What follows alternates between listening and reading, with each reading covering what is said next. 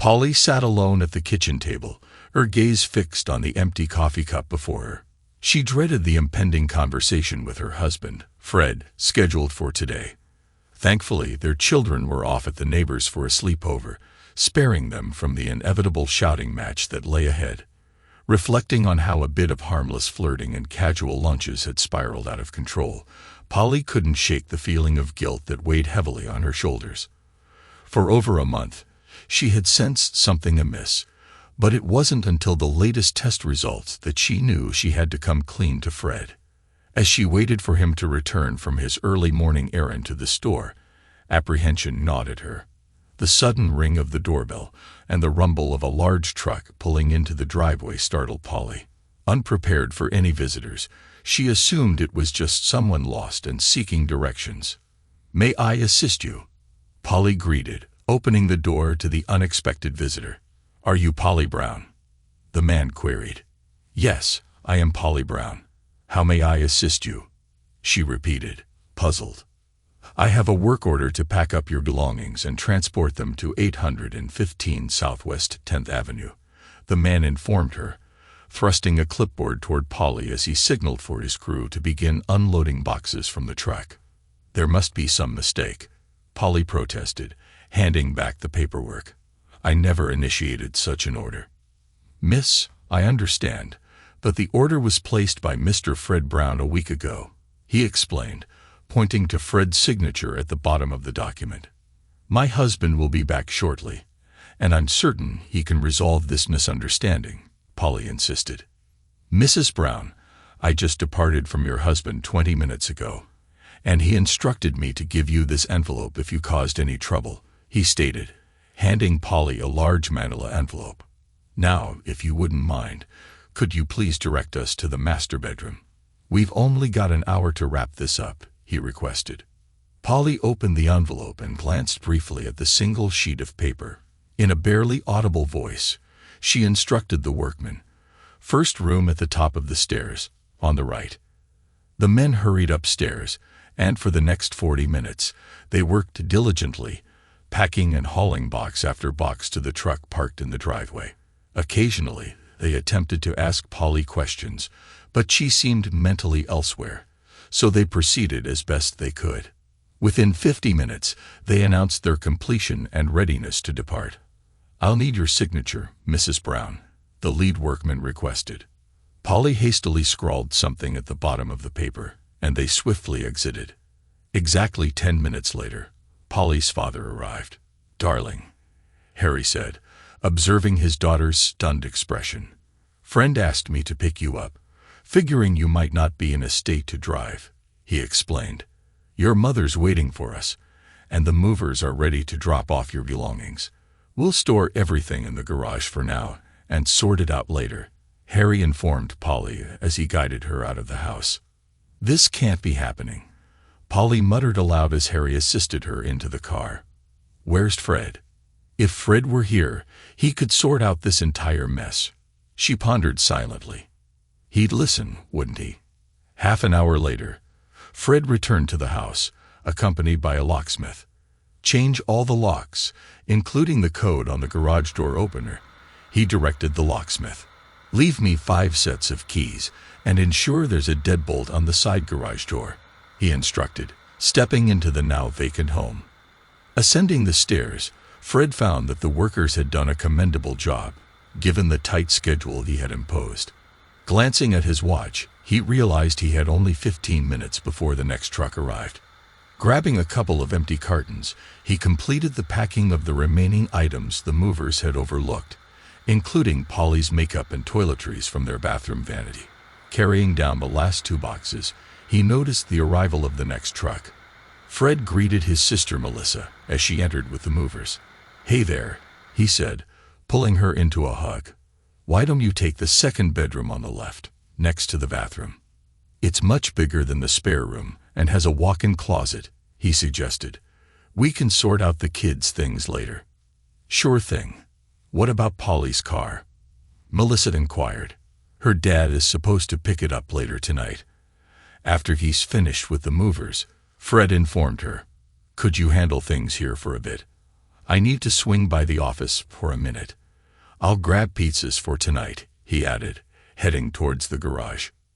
No mushrooms, Melissa called after him, then turned to direct the movers on where to place everything.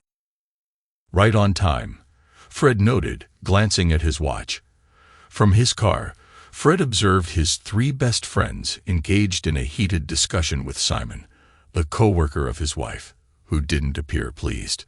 After about 5 minutes, Mike, one of the 3 men, approached Fred's parked car.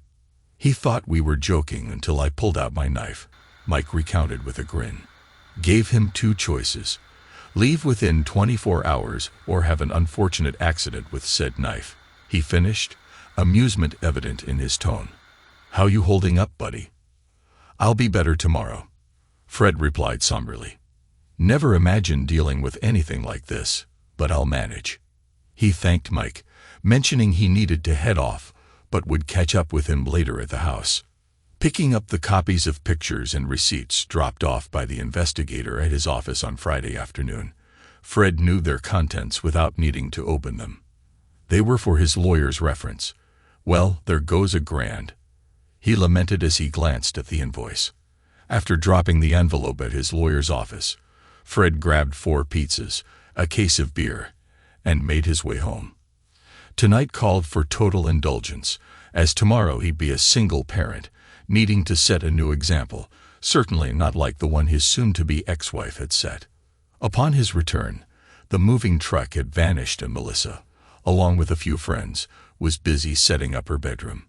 "Hey bro," she greeted Fred as he ascended the stairs.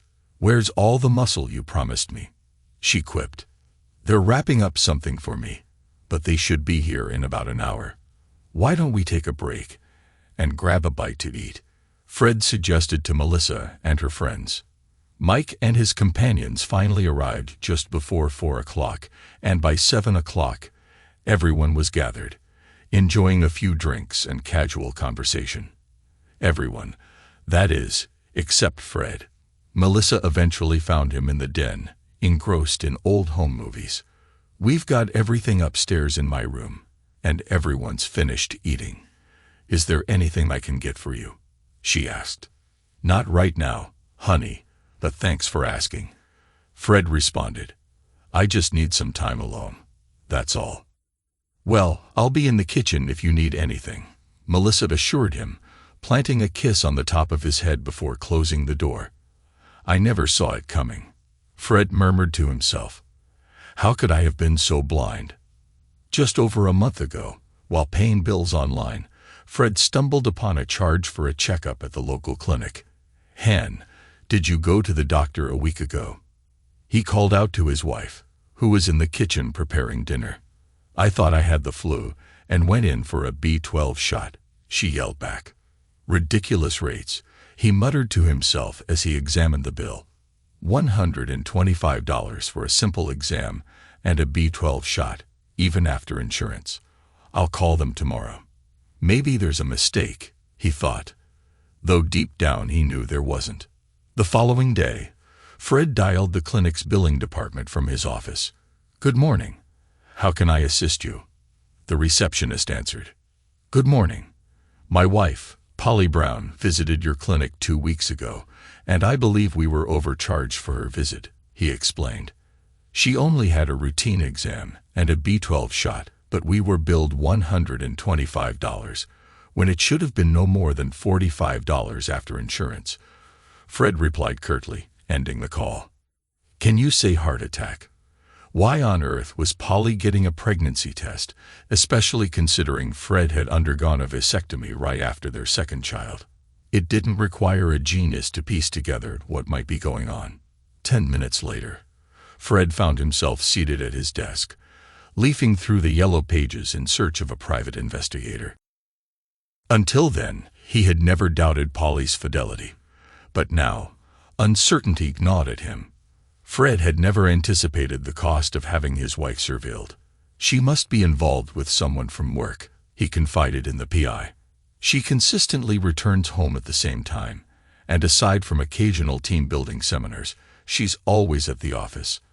I need you to commence immediately, because I'm going insane, not knowing if she's been unfaithful, and I damn well need to know with whom. His next call was to Ben, a close friend who also worked in Polly's division. Ben, Fred Brown here, he began. I hate to ask, but I need to speak with you outside of work, if possible. Can we meet at Moe's after hours? Great, see you around 5:30, he arranged. Fred wasn't entirely certain how to broach the subject with Ben, but figured honesty, given their long-standing friendship, would be the most effective approach. As they sat sipping on Bud Lights, Fred broached the difficult topic. Ben, I've just discovered that Polly is cheating on me, and I suspect it's someone from her workplace, he confided. It seems to have been going on for a couple of months, and I need to identify the person. Ben was taken aback. No way, Fred. Polly would never do that to you. There must be some misunderstanding. No misunderstanding, Ben. I have evidence. I just need to know who it is, Fred insisted. Fred, our company isn't that big, and I know most of the employees by their first names, Ben reassured him. Sure, there's the usual office banter, but nothing more than that. However, I have 2 colleagues owing me big favors, and they'll know if anything's up. Trust me, I'll reach out if I uncover anything. I'm sorry about Polly, he added sincerely. No more than I am, Fred responded quietly. The next 3 days were agonizing. Fred wrestled with the urge to confront Polly and demand answers, but at this juncture it seemed futile. Their sex life, while not extraordinary, was satisfactory. They made love about twice a week, which seemed reasonable given their parental responsibilities. Yet Polly hadn't expressed any desire to explore new things in bed, and she continued to reject Fred's requests for certain intimate acts. Nothing had changed in that regard. One detail stuck in Fred's mind. Whenever Polly returned from her monthly seminars, they never engaged in intimacy that night. Perhaps it was mere coincidence, but Fred couldn't help but scrutinize every detail for anomalies. These seminars typically took place on Friday afternoons at the Best Western and lasted for around 2 hours, followed by a casual gathering for happy hour and snacks.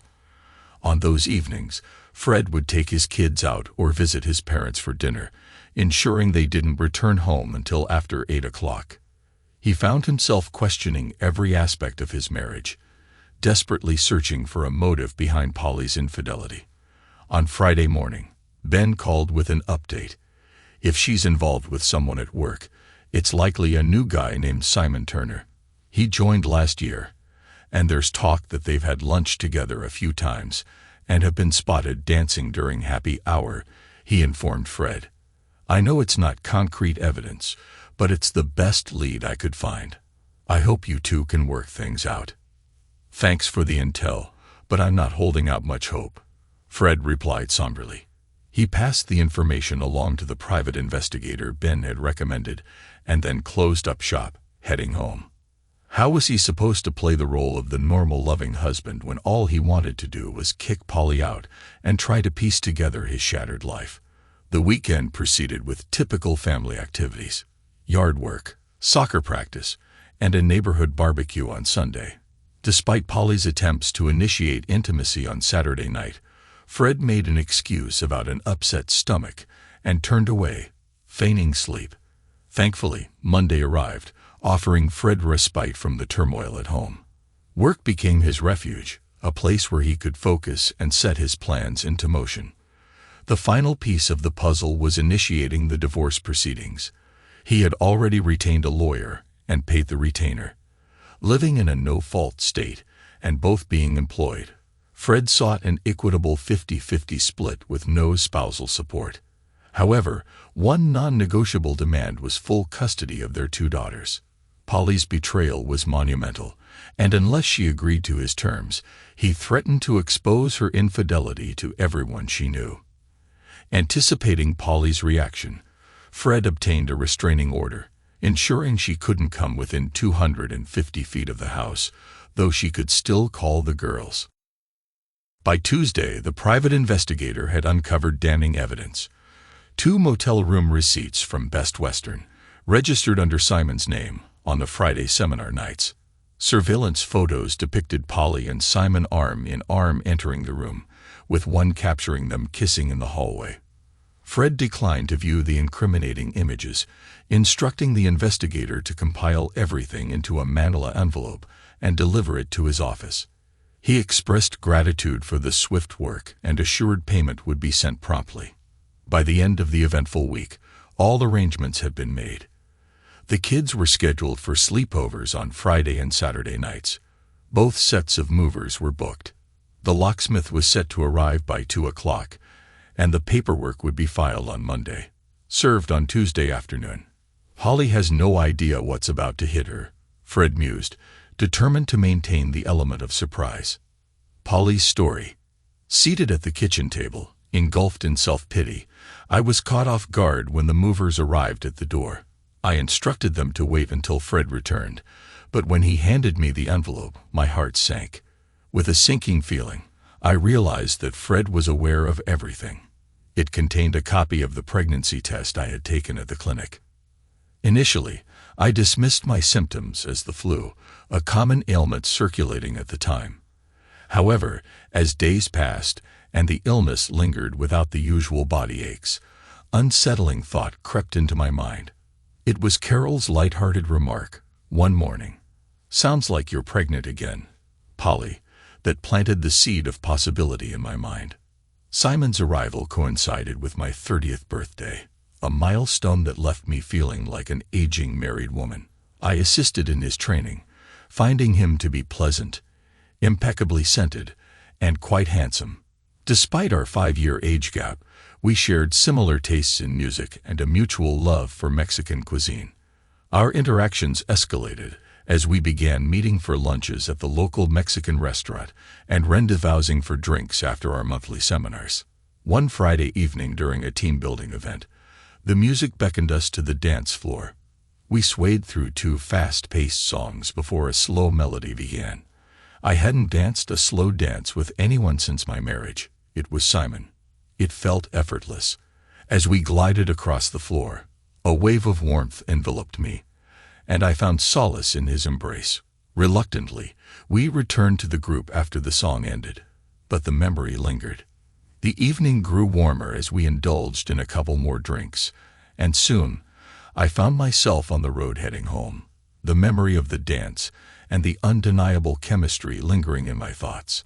I knew I should have ended it, but the time spent with Simon was too enjoyable to resist. Dancing and a few lunches seemed innocent enough, or so I convinced myself. It wasn't until the 4th Friday gathering that things took a turn. Our department received an award for being top producers, each of us rewarded with a $100 bonus. We decided to celebrate at the bar, and after a couple of hours, only 4 of us remained. I had indulged a bit too much and realized I needed coffee before attempting to drive home. Simon offered to accompany me. En route to the restaurant, I stumbled on a carpet, and Simon swiftly caught me before I hit the ground. Holding me by the waist and chest as he helped me upright, he asked, "Are you all right?" In a moment of impulse, I locked eyes with him and kissed him. It caught him off guard, but he responded almost instantly. After what felt like an eternity, I pulled back, my cheeks flushed with embarrassment. "I'm so sorry. I shouldn't have done that," I stammered, feeling mortified. "Please forgive me." "Don't worry about it, Polly," Simon reassured me with a chuckle. "Consider it your thanks for saving your life. Now let's get some coffee into you," he suggested, leading me into the restaurant. The following week, I kept my distance from Simon as much as possible. I made sure to be busy during lunchtime and avoided stopping by for happy hour the next Friday. It had been a terrible mistake, yet I couldn't shake the feeling of arousal every time I thought about being in Simon's arms. However, despite her resolution, 2 weeks later, Polly found herself back at happy hour, with Fred not expected back until around 8:30. She arranged to have dinner and drinks with a few of her colleagues. Curiously, everyone seemed to have excuses for leaving early, until it was just Polly and Simon remaining by 6:30. "Shall we grab something to eat?" Simon suggested to Polly. As the music began to play, Polly seized the opportunity and invited Simon to dance. To her surprise, the evening unfolded with 4 slow songs played consecutively, and they danced everyone. With each step, Polly felt her heart pounding against her chest, finding solace in Simon's embrace. Before she knew it, they found themselves in the back seat of Simon's car, where they indulged in everything but intercourse. Time slipped away, and it was almost 8 o'clock when they finally realized. Straightening her dress and hair, Polly exchanged one final kiss with Simon before heading to her car. Despite the gravity of her actions, Polly found herself devoid of shame. It wasn't until she reunited with her husband and children that the weight of her guilt began to settle in. That night, Fred desired her, but Polly couldn't bear to meet his gaze, let alone engage in intimacy. After a lengthy shower, she slipped into bed, seeking solace in Fred's embrace for the remainder of the night. Aware of the danger she was playing with, Polly couldn't resist the allure of her forbidden liaison. They began sneaking around during lunch breaks, the thrill of secrecy adding to the intensity of their encounters. A week later, Simon revealed that he had booked a room for Friday night at the Best Western, in anticipation of their rendezvous. We parted ways at the bar, agreeing to reconvene in the hotel corridor. "Are you sure about this?" Simon questioned, his voice tinged with uncertainty. "I'm not entirely certain, but let's not linger in the hallway," Polly replied, urgency creeping into her tone. Within moments of entering the room, their restraint dissolved, and they found themselves tearing off each other's clothes in a frenzy of desire.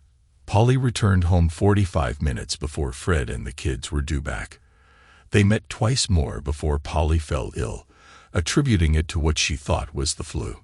When Carol suggested she might be pregnant, panic set in, and Polly rushed to the doctor. She couldn't fathom the results indicating pregnancy. After all, Simon always used protection and Fred had undergone a vasectomy. As she stared at the test results, Polly realized she was in a dire situation, trapped in more ways than one. Sitting alone in the kitchen, she awaited Fred's return, knowing she had to break the news to him. Little did she know, her world was about to shatter into pieces. Fred sought retribution from both Polly and Simon. He demanded Simon leave town, never to return, so he wouldn't have to endure the sight of him again. As for Polly, Fred harbored a deep desire to see her suffer for tearing apart their once happy family. With his unmarried sister, Melissa, moving in to assist him in raising their 2 daughters, Fred faced the daunting task of navigating the complexities of female adolescence without a clue of where to begin. Despite the challenges ahead, Fred drew strength from the unwavering support of his parents, knowing that they would weather the storm together. On Sunday, Fred gathered his daughters and Melissa, gently explaining the turmoil between him and their mother. He reassured them that they could still see their mother whenever they wished, though she wouldn't be living with them anymore. Tears were shed, but a comforting bowl of ice cream helped soothe their emotions. By Tuesday, Polly had been served with divorce papers. Despite her persistent attempts to reach out, Fred remained resolute in his silence. Even Melissa's efforts to convey the finality of the situation fell on deaf ears. Fred took decisive action, canceling all shared financial arrangements and removing Polly from his insurance, 401, and other accounts. However, Fred allowed Polly to see the children on Wednesday. Melissa accompanied them to Polly's parents' house, providing a supportive presence during their visit. The next time Fred encountered Polly was during their meeting with the lawyers in the attorney's office, where the dissolution of their marriage would be legally formalized. Polly's lawyer launched into a series of demands, prompting Fred to rise and prepare to exit. "We've just begun. Where are you going?" the lawyer inquired. "I'll say this once," Fred replied in a low voice. "The terms stand as they are. Polly will have visitation rights, but physical custody will be mine. I refuse to subject my children to the birth of her illegitimate child conceived with another man. Challenge me on this or anything else, and I won't hesitate to expose the truth about my soon-to-be ex-wife," so I suggest you carefully consider your next move before speaking again. Following a brief recess to calm tensions, the proceedings resumed. Polly, tearfully, conceded to Fred's terms, and they all proceeded to sign the documents. "I'm truly sorry, Fred. I don't know how I allowed this to happen. I did love you," Polly sobbed. "I suppose not enough," Fred replied coolly. As he exited, Fred glanced back at Polly. "Since you conceived a child at a team-building seminar, perhaps you can claim it as a work-related injury and seek compensation," he remarked with a wry chuckle before walking away for the final time. Thanks to everyone who took the time to listen to today's stories. If you enjoyed it, please consider liking and subscribing if you haven't already. Feel free to share your thoughts on the events in the comments below. Take care.